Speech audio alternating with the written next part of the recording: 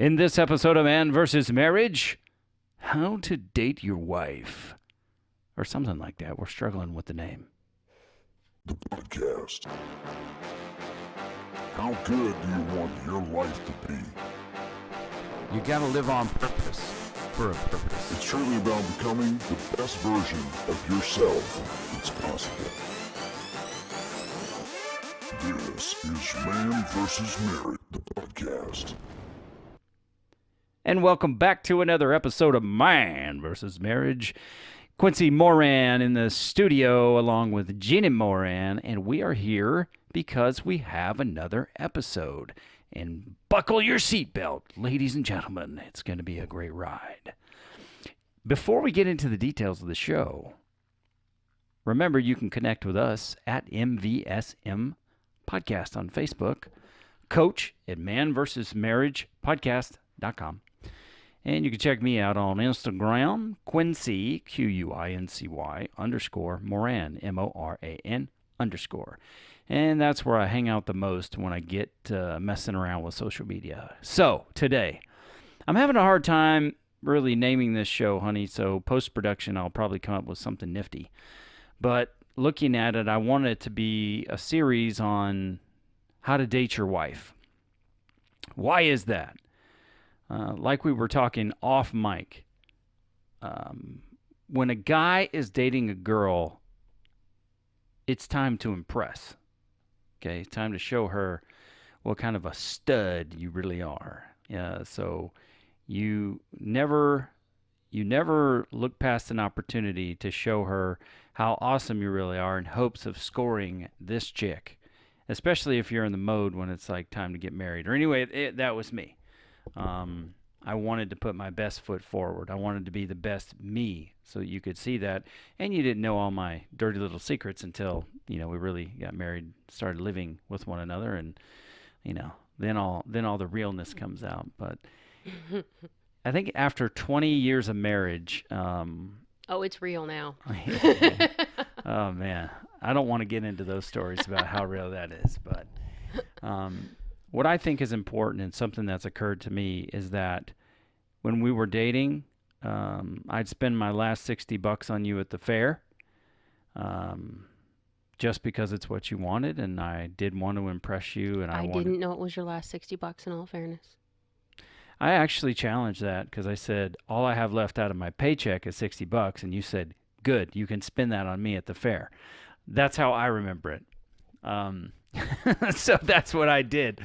But I would inconvenience myself. I would do things, even though I was tired. I would do things I didn't necessarily want to do because I was in that dating mode. Whether I was trying to impress you or whatever the case is, I was showing you that best part of me, and I left the worst part of me behind so that I would impress you. I don't know what the word is because it's not like I was being fake, but I was doing those things because I wanted to, and I wanted to keep you guessing. I wanted that newness for you not to know what was going to happen. I wanted to make you smile, feel wanted, feel a lot of really good things. And I wanted to be the cause of that. And then life happens. Or kids happen, or illness happens. And what tends to happen after that is you start to, unknowingly, kind of take things for granted at times. And I've had moments of greatness, as I like to call them, like whenever I planned your first Alabama game and, set up the babysitting and the meals and the plane tickets and, Other than Kiki's ankle, that was a great plan. Yeah, no, that did Life not, happened. That was not for me. But, after all these years, I kind of got the idea that it's like, you know what, dude, you need to go back to that mode of dating your wife again, because you need to invest time in her so that she feels wanted, she feels needed, she feels special just because she's your best girl in the world. So I want to do a series, and maybe this kicks it off, or maybe this is a show about that. But I want to know what makes a girl feel special. What makes you feel special? What did I do, if you remember back when we were dating, that I could do more of? Because you know how I am. I just want you to give me the playbook, and I can take that and run with it. You know what I'm saying? Yeah. Okay. So what was it that I did in the beginning, or what maybe did you do in the beginning when we were dating, um, that maybe we don't do as much of anymore? Well, when we were dating, it was just the two of us, so finding time and making time wasn't difficult. Now it's a little more chaotic because we have 8 other humans that require our time, and not all at once and not always separate. So I think for us now, it's more purposefully planning time together. Um, Stuff that you've done in the past and you still do now is making sure that when things are overwhelming or um, when you can see that I've had my limit on something, you step in and take over, or you give me a break without me having to ask for it. The other thing is making time for us to go out with other people. Sometimes it's just I need to go get away for a night with a friend and go remember what it's like to just be me. Mm-hmm. You know, sometimes it's us getting away and going to do something we love and being rambunctious and crazy with it. Hockey obviously is one of the huge ones for us, but we are a lot more free and fun when we're not in the bubble of responsibilities. I do love when you bring me flowers. It took a lot for me to get to that point. But you still do that periodically. You'll bring stuff home that I wasn't expecting. The other night when you came home with a big bag of Reese's, that was pretty cool. Considering the day I had, that was awesome. But you started honing in on those things. You started honing in on when I needed something without me having to say, hey, can you stop and do this? Hey, I need you to do this. When we were dating, you just did stuff. Our big thing back then was driving over and getting chocolate vanilla swirled frozen yogurt and Reese's cups because it was right down the street from your house and it was my favorite thing in the world. But you did it every single time I came over just because it was my favorite dessert. Mm-hmm. That's the stuff I remember. A lot of the time when we were dating, we spent with other people. We didn't spend a whole lot of time on our own until we got closer to marriage. So it's hard to pinpoint exact little things that we did that was just us. But you did make it a point, like if I wanted to spend time with my family or if there was a gathering or something that I really wanted to be a part of, you made sure to make it a point that we did that, even if it wasn't what you wanted to do or it wasn't the group of people we wanted to be with. I've done the same thing. Over the years, we just figured out what being uncomfortable was and if it was okay to deal with it for a little while or not. Mm-hmm. And we just kind of redefined those boundaries. But family is family, so there are some things that had to be. Yeah, we had to change. Yeah. I think one of the things that really comes to mind for me, because you can get stuck in the rut of just monotonous things or being a creature of habit. But when you're dating, you're more apt or more willing to try something new that you've never done just because you're kind of in it to impress that person. Like you're still in the feeling out stage. So it's like, well, I've never done this. It's not something that I would do, but I would be willing to go and maybe try that with this person. When you put more thought into it. I mean, we've had, in the beginning, we had a couple of Valentine's days where we didn't have a whole lot. But you and a friend took the time to make a menu, print it out on the computer, went to the store, bought the stuff for dinner, cooked the dinner. And we had this little table in the middle of our living room, and we made a date night out of it like we were in a restaurant. And it was actually restaurant-style food, so it was really cool. But you took the time for those little details. And that to me means more when you're going into all the detail of it. When you go and you get something, I'll use the ring you bought me for Christmas last year. Okay. For me, it's hard to say I want jewelry. It's hard for me to justify in my head spending that kind of money on something for myself other than tattoos, which is a whole other issue, but that's not part of this. But I had a hard time justifying I want a piece of jewelry. Now, I have 2 rings that you've ever bought me besides this one. Both of them I wore every day from the day you gave them to me. Anything that you've ever given me, I wear, save one piece of jewelry, and that's just because I replaced it with my grandmother's. But when you bought the ring, it wasn't the ring itself. It wasn't the pink stone. It wasn't the ring itself. It was the fact that you had our saying inscribed in it. So no matter who I give the ring to later on in life when I pass, or no matter what's going on in my day, or that's something that's between you and me and nobody else. And it's something that I think made that ring mean more to me because it was a detail about me that nobody else knows but you. You know what I'm saying? Yeah. It's something that you knew means a lot to me. I mean, I have it tattooed on my skin. That's how engraved it is between the two of us. Yeah. But it's knowing that detail that meant a lot to me. And I could tell it means a lot just by the emotion that's on your face.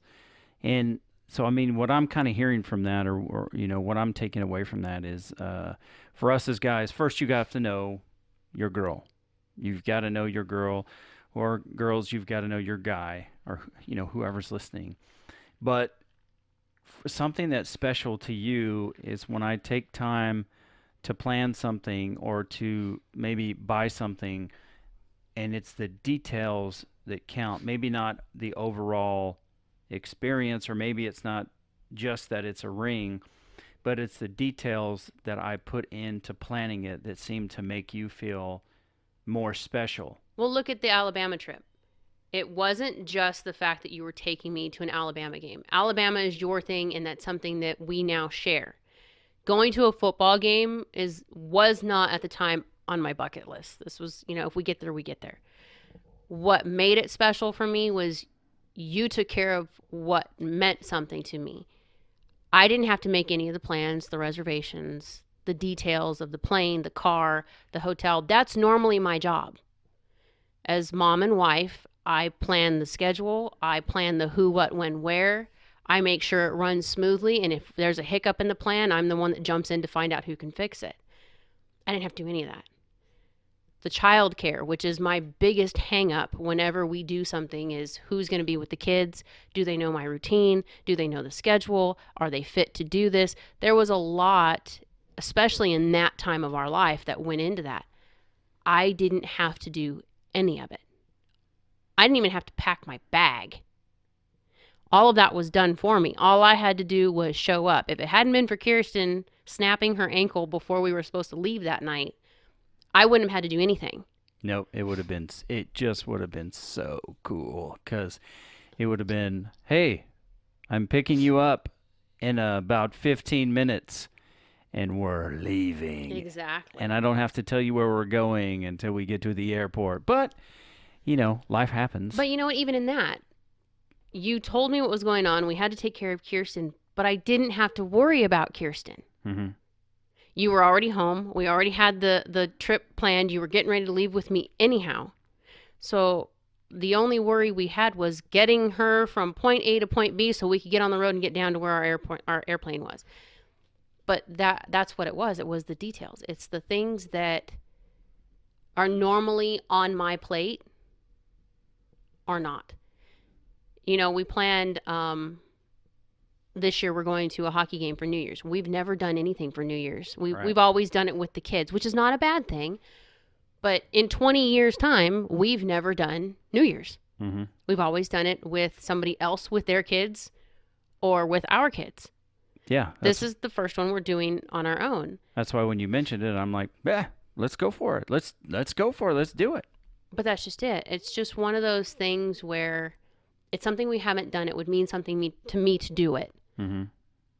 And there was no argument, there was no fight, there was no how do we make this work. It was just, okay, we're going to do it. Those are the things I think that are the most meaningful to me, because you knew it would mean something to me. And it wasn't something where, even if we had to figure out how to make it work, you knew it meant something to me. Mm-hmm. So we make those things happen. Trying to get you to your first NFL game. I almost pulled the trigger, but then finding out that you have a certain game in a certain place that you want to be your first game. Okay, then I'm going to hold this off and we're going to do this the right way, because that's what's important to you. I could have just taken you to a game and said, yeah, but at least we went to your first game. But it wouldn't have meant the same. Honey, it would have meant just as much, because I know your heart and what you were doing for me. But how much more does it mean when the detail is met? I don't know. I mean, it would have been a detail because it was about me. You just asked me, so then I gave my input. And if we had gone to that game, it wouldn't have been any less special than it was, because you were doing something for me and you were really trying to surprise me with it.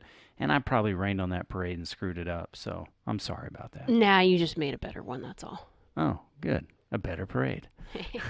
I think the most important part for me, and we've talked about this before, like when your Christmas shopping was last minute and things like that, those are the things that frustrate me, because that's what makes me feel like I'm a last minute thought. Right. When I do Christmas and birthdays, I always, we have money allotted for the kids or whatever. I have stuff for you before I have stuff for the kids. It's an automatic. I don't know why I work that way, but I do. I've had stuff for you since August, just because I saw something and went, that's him. Mm-hmm. I always have that mindset of putting you before anything else.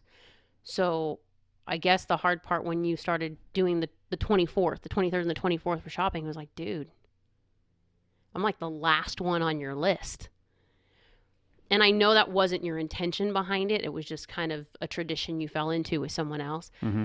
But like now we have conversations of what would make you happy. What is it that you want? Do you want to go somewhere? Do we want to do something? Do we want to give something? Mm-hmm. I think that's really what people need to do. Find out what's important to her.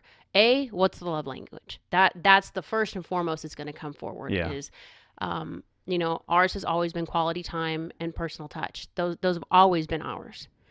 Okay, so for us, having time together, going on dates, making arrangements, going on weekends, even if it's just closing the door and watching a movie and shutting the kids out. Those are the things I think are the most important. That's the first place I would start. The second place is you text me all the time. You call me all the time. I know it's hard for people during work. When we were dating, we used to have pagers. Okay, I'm going to age myself here. But during the day, getting a page, just knowing you were thinking about me, made me happy. Now when you're working, we text each other. And it might not even be getting this long, elaborate, it might be a silly little gift thing that you send me. And that's fine. But at least I know you're thinking about me, and it's something that came up. I'll run across something. I do it all the time. I'll run across something, and there'll be something on Facebook or, AL.com or something will pop up, and it will be like a article on Tua. I don't know if you've seen it, but as soon as I see it, holy crap, Quincy was going to want to know this. And I'll text it to you just so when you have a lunch break, it's something we can talk about later. Mm-hmm. It's knowing that you're thinking about that person and letting them know you're thinking about that person. That for me is huge. Yeah. Huge. I agree. And not just knowing about it and letting them know about it, but then putting some action behind it is what I've found is a big deal. And like you said, it's the love language is like the key piece, because if you find out what makes your woman feel special, then you'll know what to listen for, so that you can start planning, you can start scheming.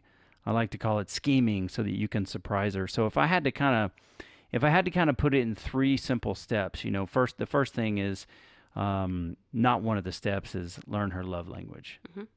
Okay, and then be a great listener. Ask questions about what makes her feel special.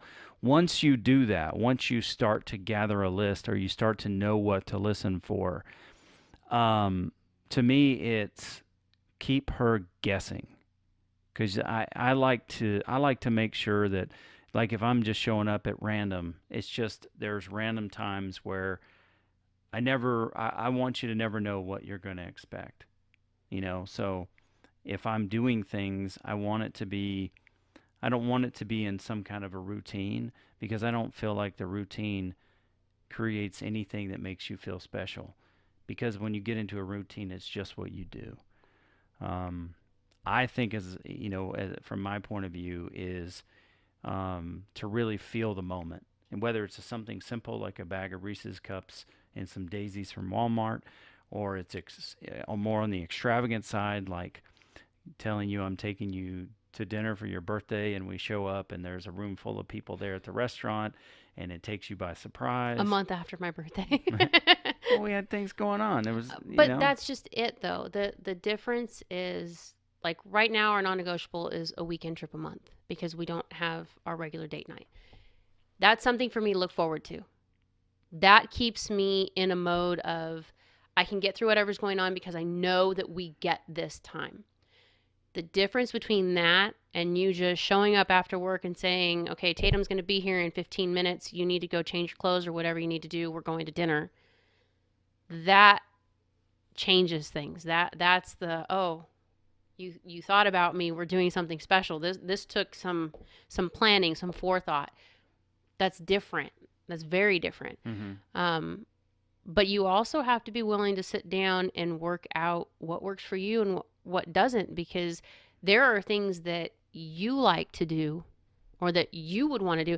We go to the movies, and there's some movies that you'll mention and it's like, ugh, I have no desire, but it's something that's important to you that you really want to see. It's something that you've talked about before.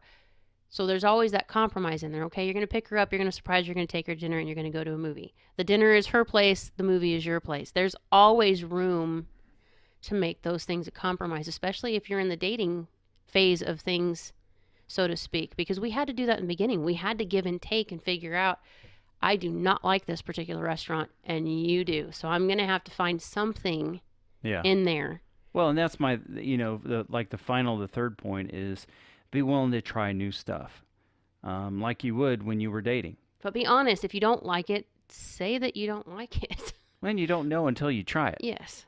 So be willing to open yourself up for that. Now, I'm not saying that you need to do everything and be walked on and completely inconvenienced all the time because you're trying to date your wife again. What I'm trying to do is help you continually keep that romance and that mystery, and really build some anticipation so that your wife knows that she still matters. Because when life takes over, sometimes we get complacent or we take things for granted, and I never want that to happen in my relationship again. I want her to know that I'm thinking of her, that she's important to me, that I care about her. I want to be intentional with my heart towards my wife and do things that will surprise her, make her feel loved, make her feel wanted, and make her feel loved and cherished, and make her feel amazing. Try this. For the very first thing you do, just try this. If you have a dry erase marker or a little sticky notepad or something of that nature, in the morning before you leave for work, or while she's running around doing something downstairs and you're upstairs, whatever the case may be, write a little note on the mirror or a sticky note and stick it on there. Quincy used to do this for me all the time, and he still does from time to time. Sometimes it's in a text now more than anything.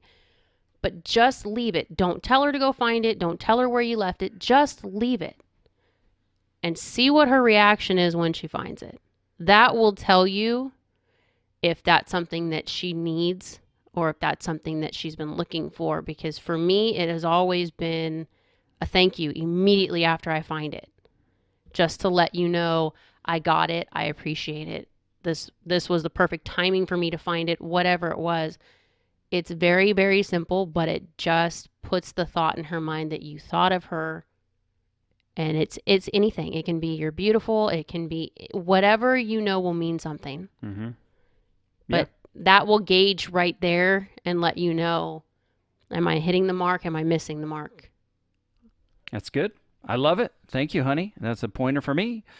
All right. That'll wrap up this episode of Man vs. Marriage. Thanks for listening. Reach out to us with your ideas. What are you doing that I could take and use to up my game when it comes to loving my woman? Let me know. Until next time. Oh, what? Next time? Until the next time, the Q Dog is out. The podcast. How good do you want your life to be? It's really about becoming the best version of yourself that's possible. This is Man vs. Marriage. The podcast.